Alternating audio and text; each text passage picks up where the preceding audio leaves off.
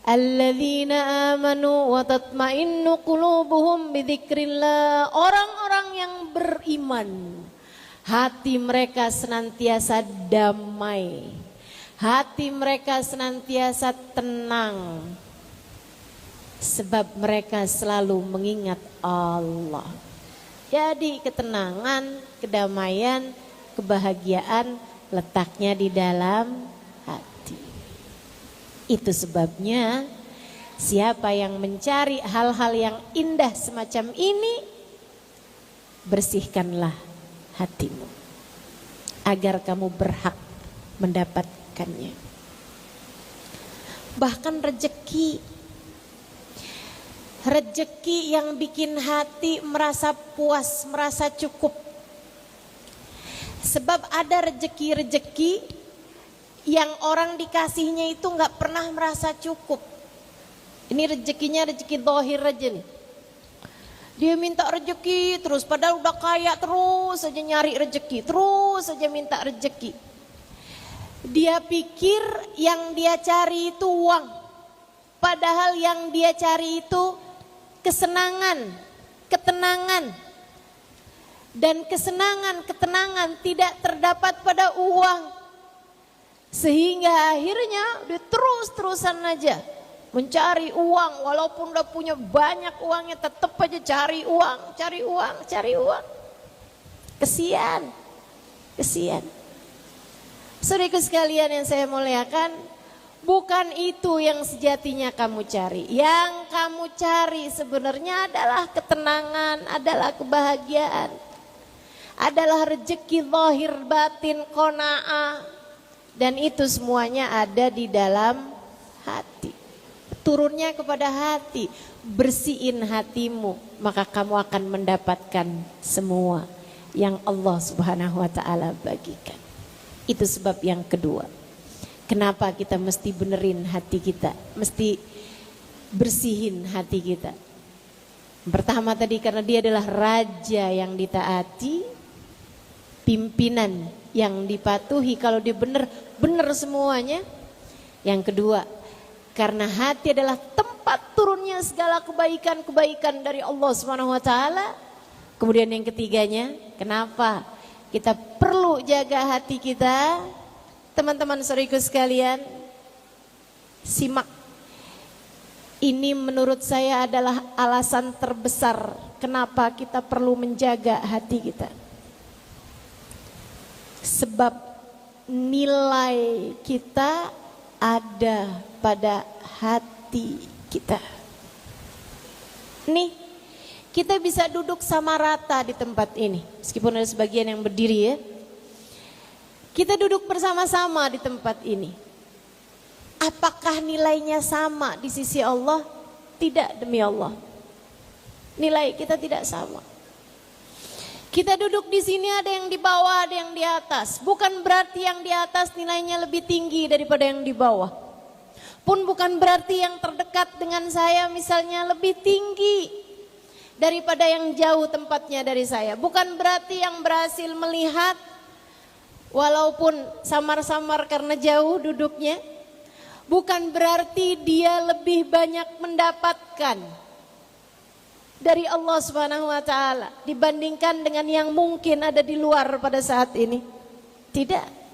Nilai kita dimanapun saja kita berada, saat kita sholat, saat kita sedekah, saat kita bangun di waktu malam, saat kita sedang membaca Al-Quran, bahkan saat kita ada di jalan-jalanan, saat kita ada di ruangan kelas, saat kita ada di dapur, saat kita ada di ruang tamu, dimanapun saja kita berada, nilai kita,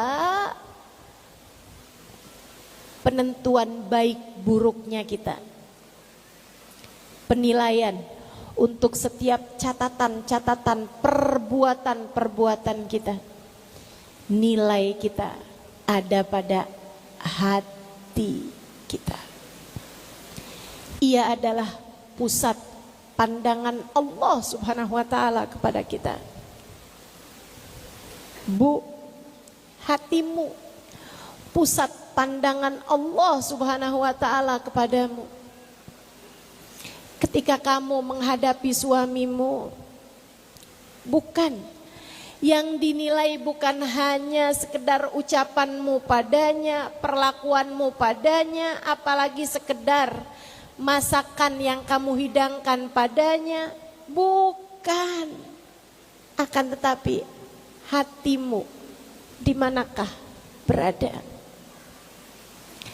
Ketika kamu sedang menghadapi suamimu, akan tetapi di dalam hatimu berisi laki-laki yang lain yang kamu cintai, yang kamu harapkan lebih daripada suamimu, sembari hatimu berkata, andai saja saya tidak menikah dengan laki-laki ini, akan tapi menikah dengan dia.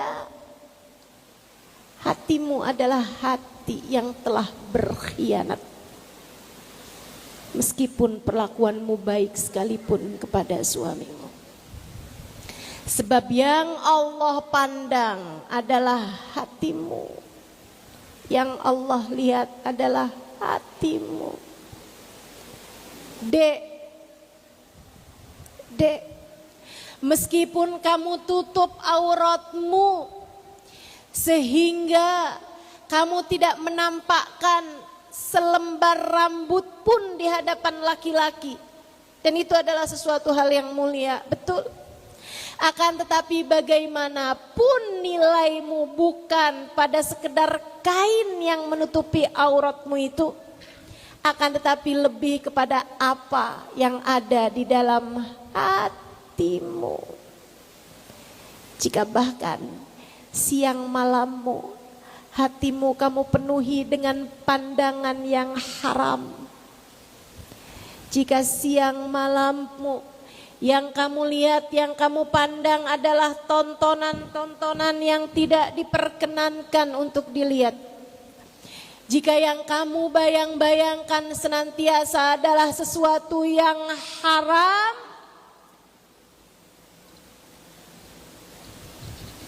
maka nilaimu berdasarkan dari semua itu, berdasarkan dari apa yang ada pada hatimu.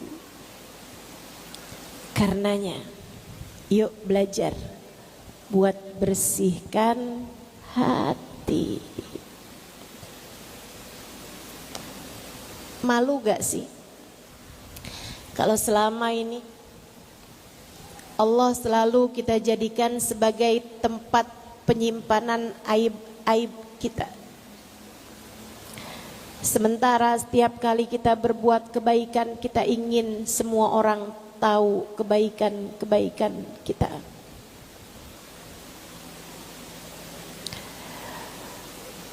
Malu gak sih? Kita selama ini menunjukkan kayaknya kayak baik gitu. Luarnya baik, bicaranya baik, tingkah lakunya baik. Padahal kita biarkan hati kita penuh dengan kebusukan, penuh dengan keburukan. Saat lisan kita memuji seseorang, hati kita membohonginya. Hati kita berisi caci maki kepada orang tersebut. Betapa selama ini Allah Subhanahu wa taala selalu kita suguhkan keburukan, kebusukan hati kita. Padahal sejatinya yang Allah pandang dari kita adalah hati kita. Seperti yang disampaikan baginda Nabi, innallaha la yanzur ila suwarikum wala ila absyarikum walakin yanzur ila qulubikum. Allah tidak melihat kepada kulit kalian, Allah tidak melihat kepada badan kalian, akan tetapi yang Allah lihat adalah hati kalian, hati kalian.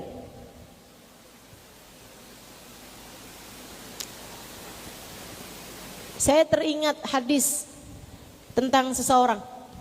Nabi lagi kedatangan orang-orang dari kampung, orang Badui, orang kampung yang tidak berpendidikan, dari gunung, masyarakat yang enggak kenal etika, nggak kenal budaya gitu. Kadang-kadang nggak mandi berminggu-minggu, semacam itulah. Nabi lagi kedatangan mereka ini, yang kebanyakannya mereka nggak berilmu, mereka nggak berharta, mereka juga tidak berbudaya. Saat Nabi sedang berkumpul bersama dengan mereka ini di masjid, karena mereka adalah rombongan kafilah datang gitu. Datang seorang sahabat masuk ke dalam masjid tersebut dengan air bekas wudhu yang menetes-netes dari anggota tubuhnya. Kelihatan wajahnya bersih, kulitnya bening, seseorang yang terjaga hidupnya dalam artian merawat dirinya gitu, kelihatan berwawasan, berpendidikan. Dia jalan masuk ke dalam masjid melihat Nabi Muhammad sedang berkumpul bersama dengan orang-orang Badu tersebut. Nabi memanggilnya. Ta'al, panggil namanya sama Nabi Muhammad. Ta'al, kemarilah kata Nabi. Dipanggil Nabi, tentu saja dia datang. Nabi kemudian membisikinya. Atahsab annaka khairun min haula. Apakah kamu menyangka bahwa kamu lebih baik daripada orang-orang ini yang sedang bicara sama saya ini? Bagusnya sahabat ini ketika yang bertanya adalah Nabi Muhammad,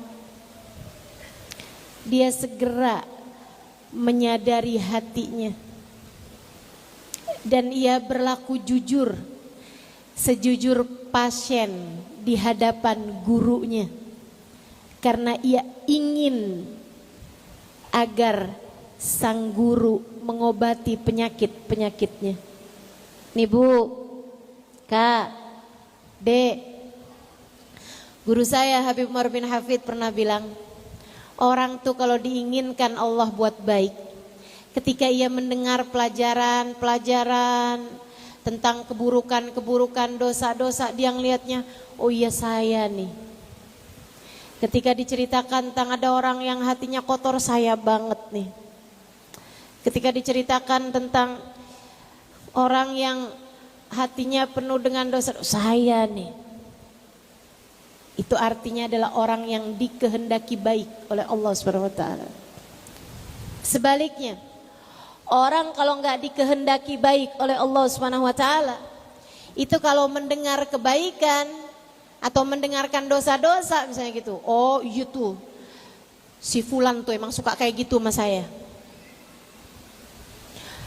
Tentang orang yang selalu suudzon, tuh teman-teman saya tuh kerjaan suudzon mulu sama saya. Selalu mengarahkan pelajaran-pelajaran kepada orang lain. Kita sebagai seorang pesakitan, maka datanglah sebagai seorang pasien yang ingin disembuhkan hatinya. Dengan cara itu Allah semoga membuka hati kita lebar-lebar, menurunkan segala hidayah, inayah, takwa, iman, kebaikan pada hati kita. Amin ya Rabbal. Di luar hujan, saya seneng nih kalau lagi kajian gini hujan. Artinya Allah sedang menambah keberkahan dengan dijadikan doa-doa di majelis kita menjadi doa yang mustajab. Sebab kata Nabi Muhammad, ad-du'a inda nuzulil matar la yurad. Doa ketika turun hujan tidak akan ditolak Allah Subhanahu wa taala. Semoga Allah Subhanahu wa taala membersihkan hati kita semuanya. Semoga Allah menurunkan rahmat buat hati kita semuanya, insyaallah. Amin. Maka sahabat ini tadi ketika ditanya sama Nabi Muhammad, Atahsab annaka khairun min haula? Apakah kamu merasa bahwa kamu ketika masuk tadi ini kamu merasa bahwa kamu lebih baik daripada orang-orang yang berkumpul bersama dengan saya ini? Dia menunduk kemudian mengatakan, bala ya Rasulullah, betul wahai Rasul. Saya ketika masuk tadi saya lihat siapa itu? Kayaknya orang-orang dari gunung deh. Kayaknya orang-orang yang baru pada mau masuk Islam itu ya. Ya, mereka belum punya banyak ilmu, belum punya banyak ibadah. Saya udah Islam udah dari lama. Mereka masih bodoh terhadap ajaran Islam. Saya sudah banyak mengerti tentang Islam. Kamu merasa lebih baik daripada mereka itu? Bala ya Rasulullah, betul wahai Rasul. Saat saya melihat mereka, saya merasa bahwa saya lebih baik daripada mereka. Nabi Muhammad mengatakan, karena itulah aku melihat belasan setan berada di belakangmu itu, menguasai dan membisik-bisikkan kepadamu segala keburukan-keburukan. Itu sebabnya saya lihat kamu membawa rombongan belasan setan di belakangmu. Saat saya dengar hadis ini, saat saya pelajari hadis ini, saya jadi mikir gitu, ya Allah.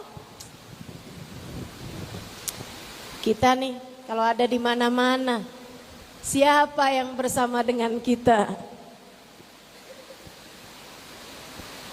Kita nih kan gak pernah sendirian. Ada rombongan barengan sama kita, teman-teman. Ada yang disertai dengan rombongan malaikat rahmat. Ada yang diiringi dengan rombongan setan-setan, sebab kamu adalah salah satu dari bala tentaranya.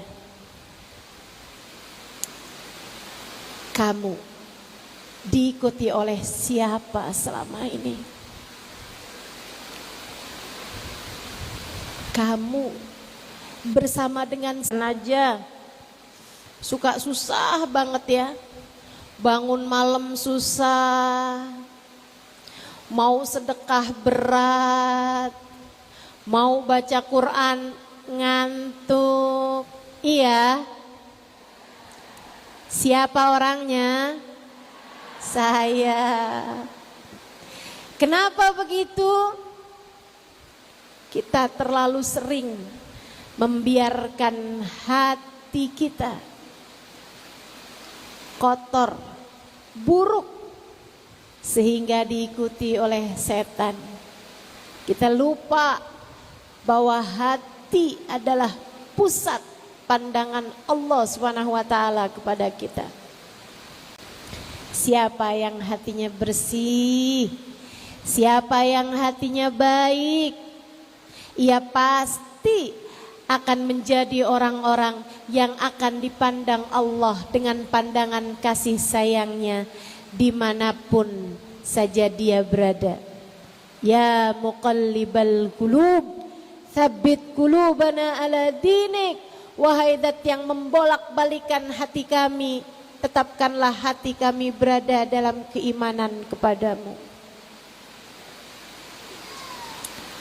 Ada doanya Imam Al-Haddad, salah satu munajat Imam Al-Haddad. Nanti kalau teman-teman pengen tahu versi lengkapnya, ada dalam kitab Khulasatul Madad, karyanya Al-Habib Umar bin Hafid, guru saya, guru kita. Ada salah satu qasidahnya, salah satu munajatnya, namanya Al-Ambariyah, qasidah yang biasanya dibaca atau bacaan munajat yang biasanya dibaca di sepertiga malam yang terakhir. Saya akan bacainnya dengan lagu, tapi ini di tengah-tengahnya ya. Di depannya begini nih. Ya Rabbi limal hal ilaika wajjahtul amal famnun alaina bil iqbal wa kullana waslihil bal. Tahu? Ya alimas sirri minna la tatikis sitra anna wa'afina wa'fu anna wa kullana haitsu kunna. Tahu? Tahu? Ikuti bersama-sama. Ya limasir rimina la tatikisit ra'anna wa'afina wa'fu anna wa kullana haitsu kunna. Ya alimas sirri minna, wahai zat yang mengetahui apa yang tersimpan di dalam hati kami. La tahtiki sitra anna, jangan pernah tega untuk membuka-buka aib kami. Jangan kau cabik aib yang ada di dalam diri kami. Wa'afina, selamatkanlah kami ya Allah. Wa'fu anna, ampunilah kami ya Allah. Wa kullana haitsu kunna, senantiasalah ada untuk kami. Ya Rabbi ya alimal hal, wahai zat yang mengetahui segala keadaan. Ilaika wajjahtul amal, kepada Engkau kami haturkan segala harapan. Famnun alaina bil iqbal, terimalah kami ya Allah sebagai hamba-Mu. Wa kullana waslihil bal, senantiasalah ada untuk kami dan perbaikilah hati-hati kami. Di bawah-bawahnya ada salah satu qasidah ini. Nanti saya akan bacakan beberapa sambilan kita bermunajat kepada Allah Subhanahu wa taala. Semoga Allah Subhanahu wa taala menjadikan doa-doa ini terijabah untuk kita bersama dengan hujan yang turun pada siang hari ini. Qad ista'antuka rabbi ala mudawati qalbi wa halli uqdata karbi fanzur ilal ghammi yanjal. Ya Allah, aku mohon pertolongan-Mu, obatilah hatiku ya Allah. Aku mohon pertolongan-Mu untuk mengobati hatiku. Wahalli uqdata karbi, ya Allah, angkatlah belenggu yang membelenggu hati kami selama ini ya Allah. Belenggu yang membelenggu hati kita selama ini adalah dari hawa nafsu, dari bisikan setan yang kita ikuti. Angkat semuanya ya Allah. Fanzur ilal ghammi yanjal, aku ingin agar kelabu langit hatiku segera pergi dari kami.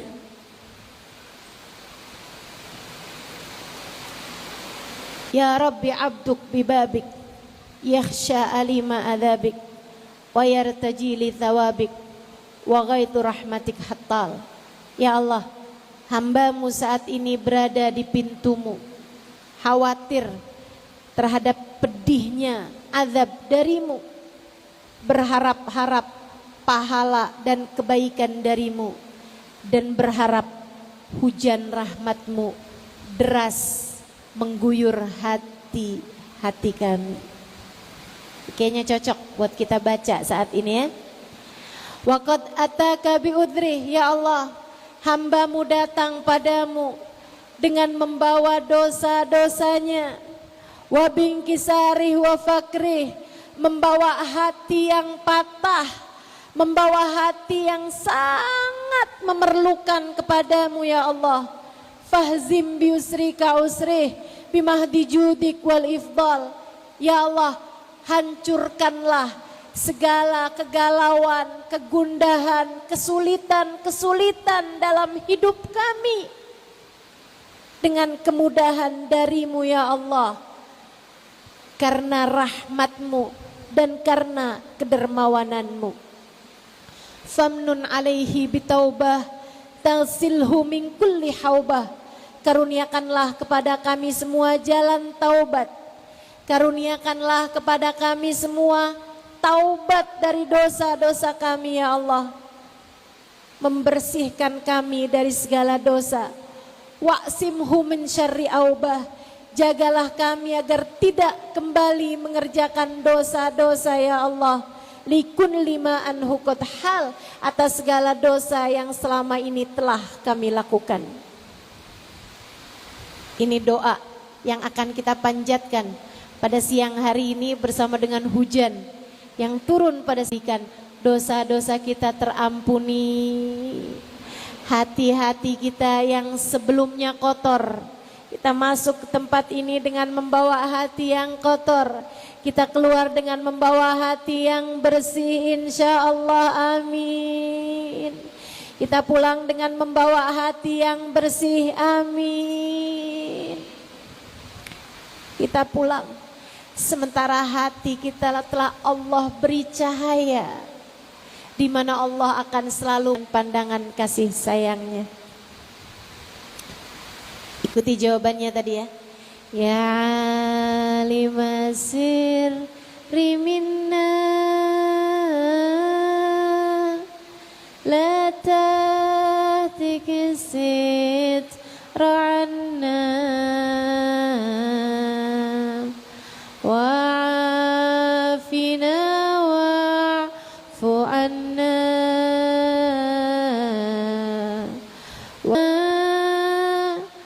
la tahtikisit ra'anna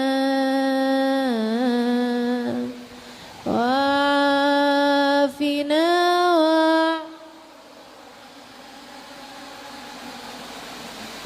wa kullana haitsu kunna ya Rabbi ya limal hal ilaika wajjahtul amal famnun alaina bil iqbal wa kullana wasnihil bal ya limasir riminna la tahtikisit